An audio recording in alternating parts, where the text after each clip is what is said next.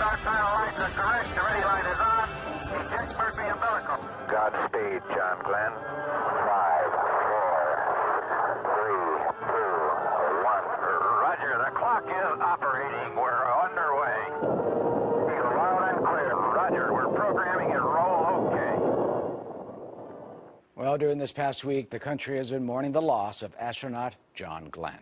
He rocketed into the history books as the first American to orbit the Earth, and he did that on February 20th, 1962. The former astronaut and senator died this week in Ohio at the age of 95. He was, as you know, the last of the original Mercury 7 astronauts who launched the U.S. space program. And joining us now is the author of the book, Ask the Astronaut, a galaxy of astonishing answers to your questions in space flight, because he has been up there.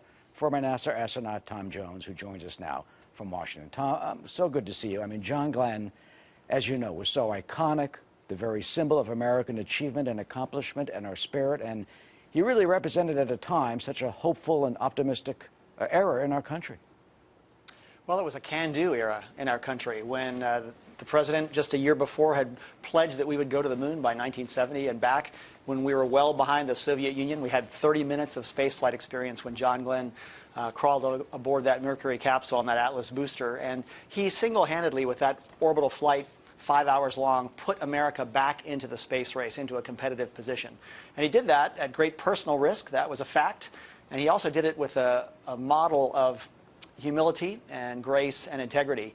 And that reputation was real. When I saw him come to work at the astronaut office in the 1990s, he lived up to that role model that we had, in a sense, lionized 35 years before.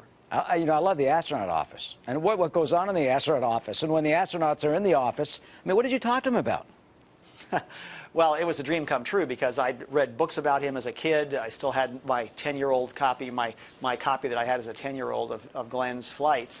And to actually meet this guy in the elevator and be able to ask him about how his training was going, what that experience was like, and talk to him on a first-name basis, that was a great privilege for us. What made him so special? Because kind of like Neil Armstrong, and maybe you guys are cut from the same cloth. Self-effacing, give credit to others. He even, in fact, said at one point that, you know, anyone could have been selected for that flight, as you called it. Is that part of that great American character and virtue and value? Well, we'd like to emulate John Glenn in any way we could. Certainly, he had the track record, a World War II combat veteran. He shot down 3 MiGs in Korea, and then a test pilot who'd set coast-to-coast speed records. So he had all the credentials, and he still had them in the 1998 training session that he came down to Houston for. And so we hoped that we could live up to those ideals, certainly in the professional piloting and professional crew member categories. And then you'd hope that you had the same kind of ethical dedication that John Glenn had, and that's something that we all tried to live up to. Yeah, it's amazing. He served our country in the Senate, and of course, after the 1962 mission, 1998, as you referenced. I mean, he's 77 years old. He goes up again, goes on Discovery. There's some controversy over that at the time, but look, 77 years old, and you're not sitting in your rocking chair, you're getting rocketed up in space. I think it was a fair thing for Glenn to fly in 1998 on his second trip aboard the shuttle. And he had been denied a follow-up flight after his Mercury flight because John F. Kennedy said, we can't afford to lose this guy, ground him. And he was never offered another flight opportunity. So I think the nation owed him that privilege of flying aboard the space shuttle. And he did a bang-up job doing the research task that he was assigned aboard the space shuttle Discovery. And when he was down there training, he did it with complete professionalism and dedication. It wasn't a joyride for him. It was back being a crew member and an astronaut. And what are your final thoughts in terms of his legacy? I mean, when we were kids of a certain age, you'd go to the restaurant and I'd order. There you are. There you are with John Glenn when you met him, as I will continue my story of being a little kid. Because you'd go into the restaurant, you know what you'd order? You'd order a John Glenn. You know what a John Glenn is? Ginger ale and grenadine. You know, the girls would order a Shirley Temple.